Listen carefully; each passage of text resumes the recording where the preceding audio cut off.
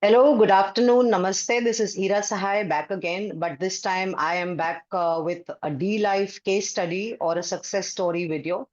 And I am a D-Life certified practicing metabolic health coach. Also, it's media and operations head. The case that we are going to talk about today is of my mentee.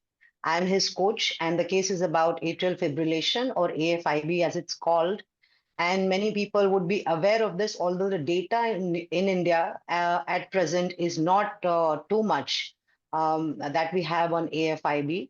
But just to explain it in layman's term, AFIB is an irregular and rapid heartbeat rhythm condition called arrhythmia that can lead to poor blood circulation or disrupted blood flow. When the upper chambers of the heart, the atria, beat out of coordination with the lower chambers that are ventricles, the condition is called AFIB. Symptoms could vary from palpitation to breathlessness to fatigue and many more. So high blood pressure is a risk factor for AFIB. And if this is not controlled, it can lead to strokes, heart failure, and other heart-related complications. So usually in AFIB, blood thinners or anticoagulants are given. And also that AFIV is tough to diagnose since it often goes asymptomatic. And we need more data on this, but we have a case today of Sohan Pednekar, who's a chief engineer on a ship in the Merchant Navy. I welcome you, Sohan. Welcome to the Life Case Study podcast. Thank you. Yeah, Sohan, introduce yourself a bit and also your condition that you came to me with. Yeah, my name is Sohan. I'm age 50 and I'm chief engineer in the Merchant Navy, as you said. Uh, in general, I have been quite proactive about my health. I used to have a balanced diet, what they call as a balanced diet, since my young age, and a lot of exercise. I have been a keen sports person since school days, and I did not have any health problem until recently. Uh, my regarding my health, alcohol consumption was very moderate, good exercise and effective diet. So I didn't expect that I should anything should happen to me for a long time. And about 8 years back, I was introduced by my aunt to a low carb diet. So I had weight problems. I used to occasionally put on weight, but I started a low carb diet 8 years back. It was not under any supervision, but on my own. Uh, and that helped me put my weight in check. And generally, my metabolic health, blood sugar used to be normal. So that is the background.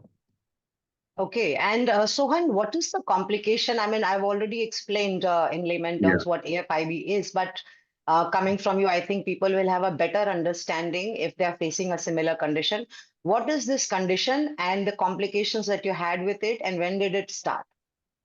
Yeah, the condition you have explained actually much better than I could. I'm not a medic, so whatever I have found out, you have already explained. So the heart is the coordination between the chambers goes haywire. So to put it in an engineer's language, the heart is a pump with plumbing and electrical connection. So the plumbing is fine, but there is a problem with the electrical connection. So that's why the beats are irregular and not coordinated with one another. And for what I know, there is a wide spectrum in this problem. And mine is relatively, you can say, not that serious, luckily. Yeah, yeah. Yeah. So how did you come to diagnose this? Yeah. What were the symptoms that you were having? Yeah. So basically, I play badminton every day, or 6 times a week actually, and it is pretty high intensity. It's nothing professional, all amateur, but it's pretty high intensity. So a few years back, on every Friday we used to play from 7 in the evening to 11 at night, and not continuously, but with short breaks. And at the end, I used to feel somewhat tired, but never exhausted. That was 5, 6 years back. Then a couple of years back, I started noticing that I am getting more tired than normal, and maybe I should have taken some action at that time, but I couldn't. Like, it's very difficult to imagine suddenly that something is wrong with you. So I thought, yeah, maybe I'm getting older and stamina is not that great and all that. When I sail for 3 months, there's not much exercise I get. So maybe I thought my stamina is reduced. So I kept just playing without, and I maybe ignored it. And I didn't have a smartwatch at that time. So basically, my resting heartbeats used to be 55 to 60 Okay. before when I was fit. And it must have gone up steadily. And I might have, but even if they go to 90, there are no symptoms when you are at rest. So I believe my heartbeats must have gone close to 100 when the problem started at rest, occasionally, not always. And if I had been caught at that time, maybe there would have been a solution. But anyway, I kept playing badminton, and then I realized that when there is like sometimes there is an explosive usage of energy. You some point is tough, and you are moving around very fast. Within like 1 minute, there's a huge amount of exercise. So I realized when that happens, especially I started feeling like there is someone inside my chest beating a drum. That was the feeling. And then I realized that, yeah, something must be wrong.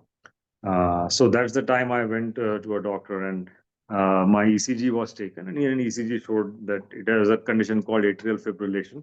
Now there is, like I said, various. There's a wide spectrum, I think. So what I have is called lone AFib, which means there's no reason why. This cannot pinpoint the reason why it's happened. Uh, and it is continuously there. The ECG is always abnormal. No. Mm, mm. So that So was Sohan, the yeah, yeah. Please continue. yeah, that's it. Yeah, Those were the symptoms, and I should have actually taken action before, maybe yeah, when I had a slight suspicion. yeah. So Sohan, when you were diagnosed with this condition, what was the doctor's advice to you? And more than the advice, what were the treatments that they began on you? And what was the protocol that was given to you? How did the treatment start and progress? Yeah, so the ECG showed a clear, unambiguous atrial fibrillation. But like I said, the one I had was lone atrial fibrillation, and there are people who black out and all that. Nothing like that happened to me. So the doctor said basically that you can have a normal life, but it is irreversible and with lifelong medication required. So the first medication, and that was it actually. He said nothing much can be done, and uh, he asked me to quit alcohol, which I did. So I was anyway not a heavy drinker at all, but I completely quit. That was exactly 1 year back. And he put me on Concor for the atrial fibrillation. And at the same time, my blood pressure was high. So Concor 5 was the tablet, which was supposed to take care of both. That was Okay. the first. I was going to come to this question. I think you can just add to that. When did you find out that you're also having hypertension? And, did you bring this to the notice of the doctor or did you find it out later? How was it? Yeah, now that this question has become complicated for me because I had a white collar hypertension from a young age. So around, my blood pressure started being checked when I did my medical for the Navy, Merchant Navy. So around, even at the age of 25, 26, my blood pressure was sometimes high. And then after some relaxation, it used to be okay. So a few years back, I myself did ambulatory blood pressure in 2016 to be precise.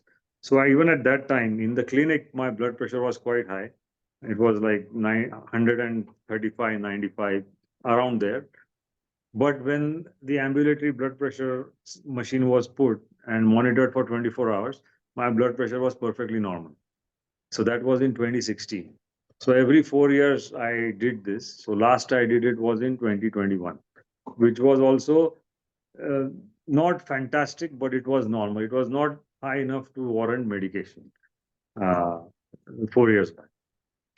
So you can say that my diagnosis of high blood pressure again was just now only with atrial fibrillation, along with atrial fibrillation, because I used to check it at home and it used to be high. So what is the reading that we are talking about here? Yeah, so I used to check 5, 6 times a day, and I'll put it another way. I used to be thrilled if it was 128, 89 or 90, I used to be happy. Okay, it is low or high normal, you can call it. So generally 92, 95 it used to go.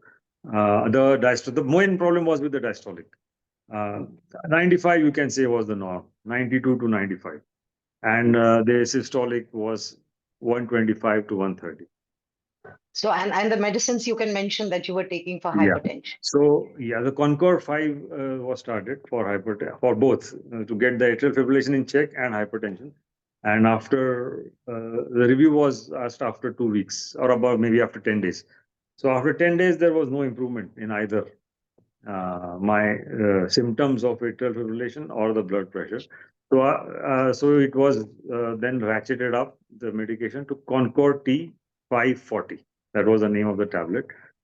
Now, once this tablet was started, within a week, my atrial fibrillation symptoms went down very effectively, actually. So within 10 days, my heartbeat. That's the time I bought a smartwatch just to check what is happening.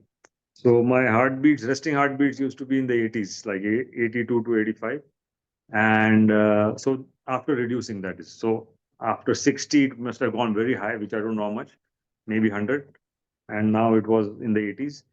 Uh, and my badminton, while again everything is the symptoms are because when the heart is under stress, the symptoms are aggravated. So I could see that my badminton has improved and my endurance had improved, and I was to not get tired the way I used to before starting this new medication of Concorde T 540.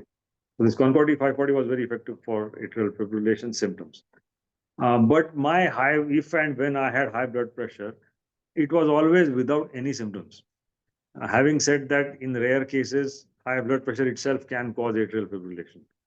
But Yes. I don't know whether that is the case with me. So there's no point in digging that up. It will just create unnecessary complication. So if I had high blood pressure, I didn't have any headache or anything like that ever. And I think that is common with high blood pressure. So I used to check my heart blood pressure. It somewhat improved, but always 90, 92 was very common. So 125, 92, 125, 90, 92, that was very commonly seen even with this medication. So after a couple of months, then can I talk about the next step then? Yeah, yeah. But before that, while Yeah. you were seeing a doctor, was diet ever discussed, Sohan, or your Not really. lifestyle? No. Okay.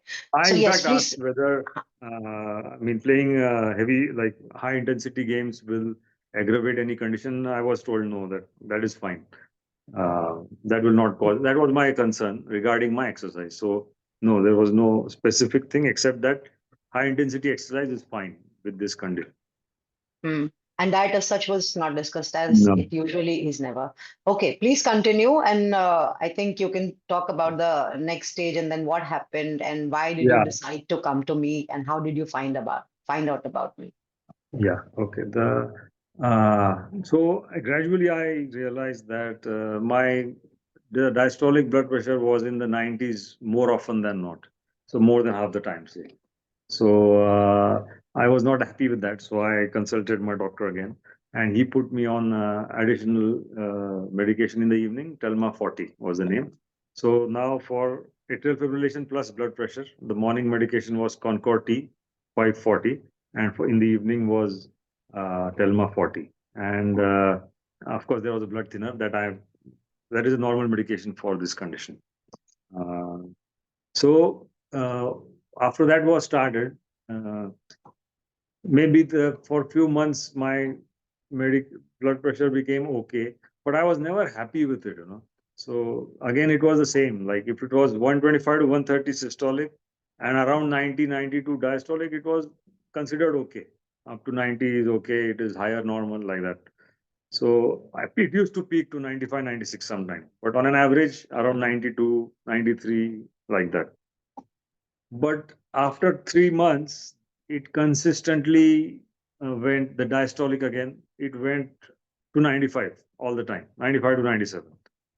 So I was really, surprised and didn't know what is happening here because I was reasonably fit.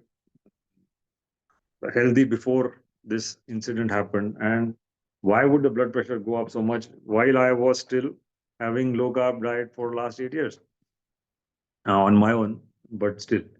So again, I consulted the doctor, and I told him that even at home, my blood pressure often is more than 95, the diastolic.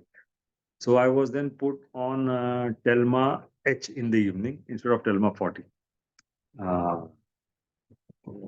then after a few days of that, maybe only 4 or 5 days, uh, whenever I used to play badminton, I used to not feel comfortable while playing, and then actually started feeling a bit dizzy, uh, slightly, not much, and my blood pressure went to sometimes used to go really low, like 90 and 60, 60, 65, like that.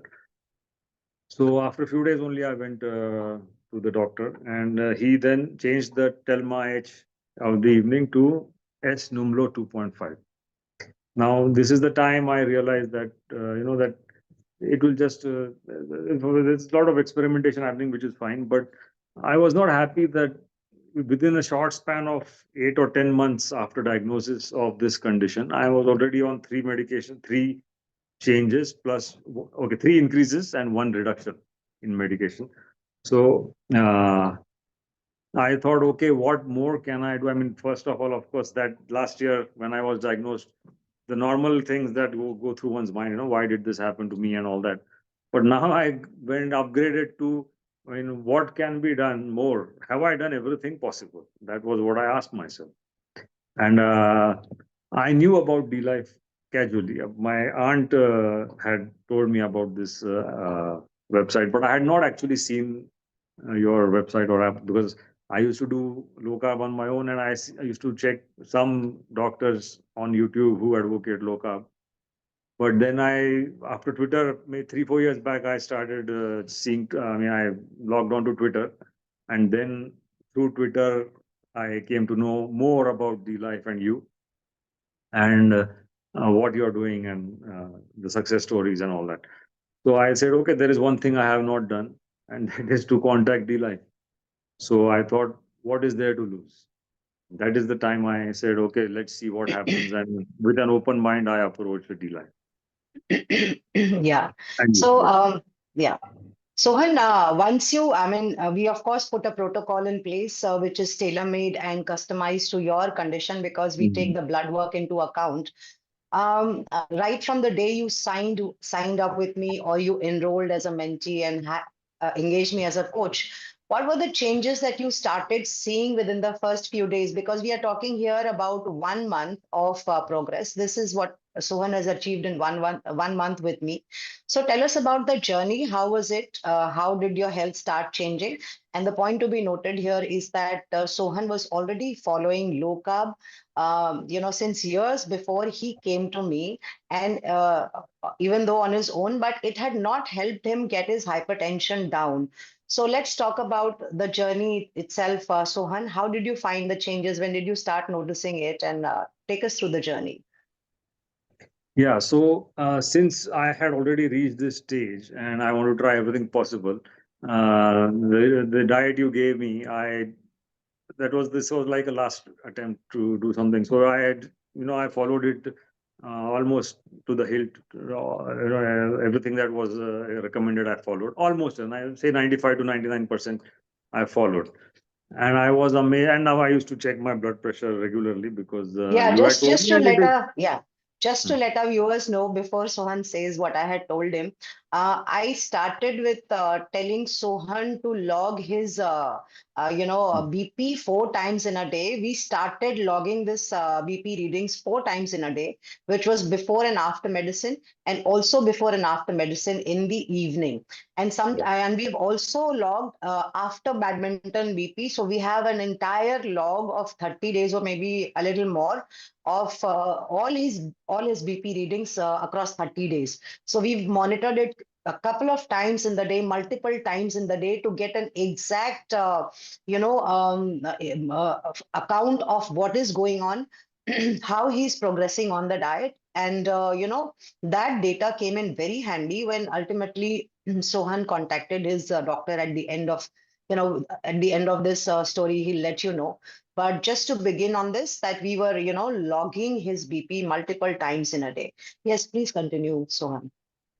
Yeah. So once I started this diet, the whole thing was specific to blood pressure. What I wanted to happen, and so yeah, I logged on my blood pressure before and after the tablet, and a couple of times in the afternoon as well. So just within 15 days, uh, I saw that the uh, trend was that it used to be now the diastolic in the 80s and And systolic. please also mention what I had pre-warned you when we had started this, journey together. About the diet or what? No, Uh, about the BP readings and how they are going to, progress down the yeah, down yeah, the journey. Yeah, you had expected that it will be a quick result of a good quick result was expected. So you had asked me to keep a hawk's eye on the blood pressure and refer to you and the doctor if it went low. Yeah. So yeah, yeah, that's what you. Yeah. So yeah. So in the just within 15 days, not after 15 days, but within the first 15 days, maybe between 10 and 15 days, it started. The when it was in the 90s, the diastolic it now became 85 to 90 and systolic used to be around 120 within just 15 days. And so, you can say in the first 15 days, it slowly went down. And when I was after badminton was very effective to compare, what was happening. So, like Ira said, like you said, after playing badminton, my blood pressure used to go quite low, like 105/70, something like that, in the first 15 days only. But in the afternoon, it used to increase a little bit. And like I said, mid 80s now and around 120. So that was the trend around 15th to 17th day. Then I continued to take the tablets. And after 1 month, so it is something like an exponential curve. It happens slowly at first and then suddenly. But of course, 1 month is quite fast. But within that 1 month, it was slowly in the first 15 days and suddenly in the next like couple of weeks. So uh, my blood pressure then started becoming normal in the morning and below normal after taking the tablet. So yeah, you can say it was 115 to 75, more or less, so between 75 and 80, the diastolic, and 115 to 120 systolic. Then I had to take the tablet, even because that was a morning tablet. And while playing badminton, I used to start feeling uncomfortable around 8 o'clock. So 7 o'clock, I used to take the tablet, and 8 o'clock, I used to start feeling uncomfortable. And after coming home, I used to check the blood pressure immediately around 9. And it was many times it used to be 90/60, around there. I was feeling uncomfortable, but not dizzy. That was what happened. So after consulting Ira, I again consulted the doctor, and he checked the log and he said that as long as you're not feeling dizzy, we'll keep the medication same. So we kept the same, but after a few days, this trend continued, and with Ira's consultation, I reduced the evening tablet to half because I know when my blood pressure is down and I'm on the verge of feeling dizzy. It was like that in the morning. So that's why I reduced to half tablet. After reducing to half tablet in the evening, the trend continued. It did not change. So again, in the morning, before badminton, my blood pressure is to be now 105 to 110 and 70 to 75. And after badminton, again, it was 90 to 95 and 60 to 65. Very, very occasionally, it used to go to 58, the diastolic, but that was a very odd, like not common. So that is the time again I went to the doctor and I told him this and he said, okay. And I told him that I have reduced Numlo to half. So he said, then you just give up to stop taking Numlo and monitor the blood pressure. What happens, we'll see. So now I'm only on one tablet, which is Concord T540. And most of the time, my blood pressure now is around 110 to 115 and 75, around there. Very, very rarely, maybe in 200 times in the last 1 month, no, last 15 days, let's say I check 4 or 5 times a day. So in 70 or 80 times, once or twice, it has gone above 80, the diastolic. So it is generally now 75 to 80, or even less than 75. And systolic is 110 or thereabouts. So Yeah, and yeah, I think that the doctor is also assessing your conquer. And I think yeah, before Sohan joins back on his ship, he will again get a reassessment done, and let's see what happens to that. And yeah. that's great progress and very, very heartening to know. And let me tell you that Sohan has been one of my best mentees. I can say he has been so sincere with the diet and always, listening to my advice to the T. I mean, for example, it's not easy to keep recording your, BP throughout the day. But as many times as, I wanted him to log it, he was always game for it and always would send his meal plate pictures. That that is the connection that between me and Sohan. As a coach, I need to see his meal plate pictures because we are intervening through the diet. It's a dietary intervention, so he's been very, very sincere in that. And it's I've just held his hand, but what he has achieved is phenomenal. And Sohan, please also tell us, in all these years, and since you were diagnosed with AFIB and then hypertension, how much would have been the treatment cost roughly? Uh, See, the AF is now the one I have is incurable. So it is only controlled with tablets. So, and it is still being done. So my cost would have been like few thousand a month for the tablets and frequent monitoring with the doctor. So every 4 months maybe, and every year that will be still going on 2D echo and ECG once a year. So that is few thousand rupees a year. Yeah, that was the cost. Yeah. But more than that, it is the uh, the not knowing that when my medication will be sufficient. I mean, it looked like how long it will keep increasing. That was the thing. So there is no end to how much it would have cost. Mm. So, what would you like to tell before I ask you to share your experience as a coach, as working with me? Tell us, there are millions of diabetic Indians and people with chronic metabolic syndromes who are on pills, and pills keep piling up.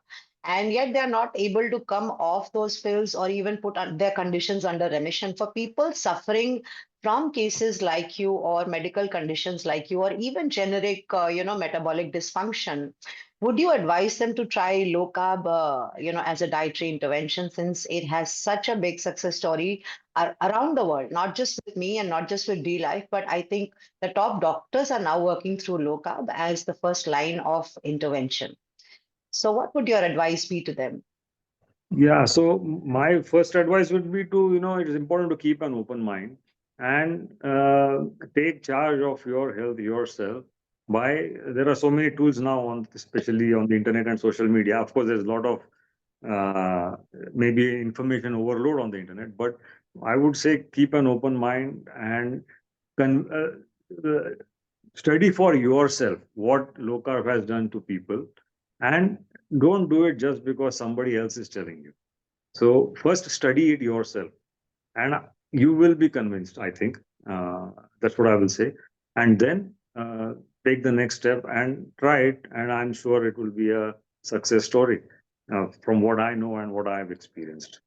So that's what I'll say. But most important thing is to be open-minded, curious, and study yourself, not because somebody else is telling you. Otherwise, it won't work.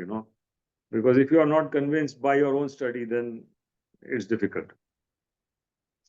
Yeah, Sohan, and the last question, which of course, I mean, you've already given your review and you've given your update, and which I've posted on Twitter, and Sohan has also seen it. But how was your experience, Sohan, working with me as your coach? And between a coach and a mentee, we have had a great relationship, a great professional relationship, and we've both enjoyed the journey. And I'm still there for you. Will always be there for you. But how has been your experience about working with me as your Yeah, coach?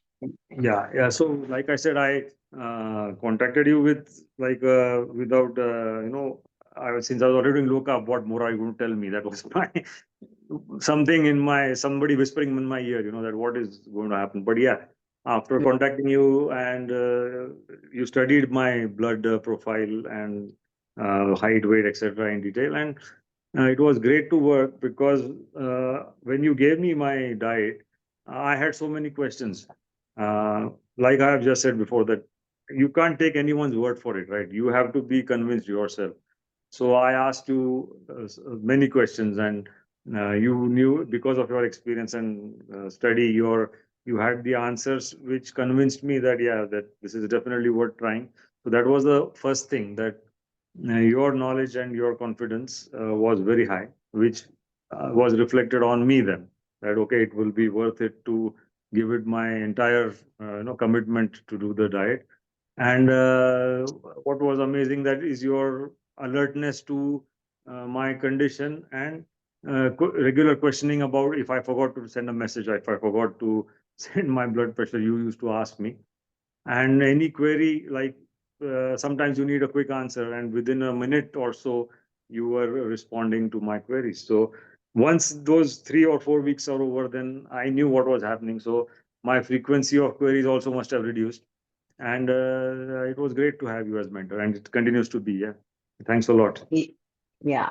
So I think Sohan and I have had many discussions over, as a small thing as, how much, what oil or salt, Yeah, stuff yeah. like that, to even greater discussions about his conditions. And we have talked a lot, and we have spent time on each other and understanding how we can best take it forward. And I think at dLife, we are trained to work at the root cause. And I, for one, as everybody knows, takes daily updates. There is no fixed time to my work. So, and a lot of times, in fact, even last night, Sohan and I interacted quite late, till quite late in the night. And I think I totally enjoy working with people who are so committed to their own health.